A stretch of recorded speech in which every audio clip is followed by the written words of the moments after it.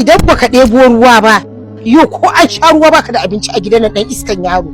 Mama, wallahi baran iya bane. Inda a ce ni na haife ka zaka ce mun ba ka iya ba?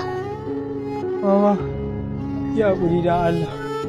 Idan an sha ruwa zan ɗebo in cika miki ko ina wallahi. Wallahi Aliyu in baka tashi ka ɗebo ruwan nan ba sai ka gane kuranka. A bayan da wuce. To auta. Yanzu ana cikin azumin nan zaka je kallon kwallo? Ba wani da yanzu sai na dawo. Milasi, wallahi yau sai na ma matar nan magana. Ha ba. Sorry Ali. Ai, amma gaskiya maman Muktar abin da kike yi bai dace ba gaskiya. Ni sa'a ka ne zaka mun rashin kunya? Ka aje gemu kamar akuya? Wallahi Aliyu in baka tashi ka ɗebo ruwan nan ba sai ka gane kuranka. Kaga Aliyu, ka dore kawai ka tashi ka ɗebo mata. Wallahi ba zan iya bane. To saboda me Ali? Ta tasi yaran ta saboda amma wallahi ni ba ta tashe ni ba. Kuma wallahi yanzu ma da ina jin jini ne shi sa ko gareji ban je ba. Kuma Ali bai maman ne. Ba da Aliyu ya shiga uku a gidanku. Ha ba mama dan Allah. Kai Buhari ni zaka ce ma ba?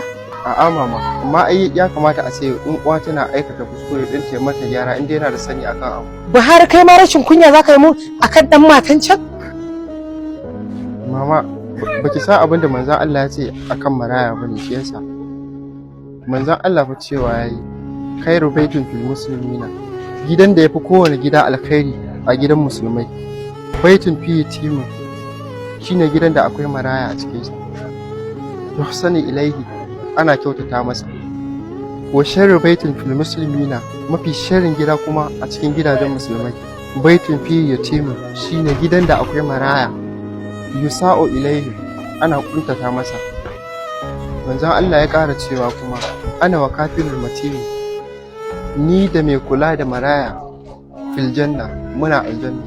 Buhari, ya Allah kada ka ja mu a wajen mama.